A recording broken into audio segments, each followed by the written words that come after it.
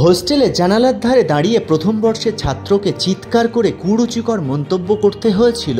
অশ্লীল গালিগালাজ করতেও নাকি চাপ দেওয়া হয়। হোস্টেলের কয়েকজন আবাসিকের সঙ্গে কথা বলে এমনটাই জানতে পেরেছেন তদন্তকারীরা। পুলিশের একাংশ মনে করছে ওই ছাত্র সমকামী কিনা তা নিয়েও প্রশ্ন করা হয়েছিল। সে কারণেই 9 আগস্ট রাতে হোস্টেলে 3 তলা থেকে পড়ে যাওয়ার আগে সে বারবার বলছিল আমি সমকামী নয়। ওই ছাত্রের সঙ্গে সেই রাতে কি হয়েছে সেই বিষয়ে পড়ুয়াদের থেকে মেলা তথ্য এখন খতিয়ে দেখছে পুলিশ। যাদবপুর কাণ্ডে এখনো পর্যন্ত গ্রেপ্তার হয়েছেন 13 জন। তাদের মধ্যে অনেকেই প্রাক্তনী। ধৃতদের পাশাপাশি মেন হোস্টেলের অন্য আবাসিকদের সঙ্গেও কথা বলেছে পুলিশ। প্রথম বর্ষের পড়ুয়াদের সঙ্গে কথা বলা হয়েছে।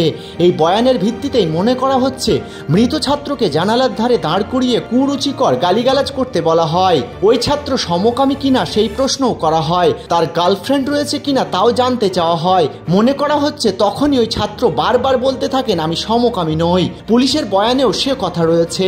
প্রথম বর্ষে ছাত্রদের জিজ্ঞাসাবাদ করে পুলিশ এও জানতে পেরেছে শুধু ওই ছাত্রই নয়, নতুন ভর্তি হওয়া অন্য পড়ুয়াদের সঙ্গেও এরকম আচরণ করা হতো হোস্টেলে। অনেক পড়ুয়াই সেই অভিযোগ করেছেন। মৃত পড়ুয়ার সঙ্গে এ ধরনের ব্যবহার করা হয়েছিল কিনা এখন তা খতিয়ে দেখছে পুলিশ।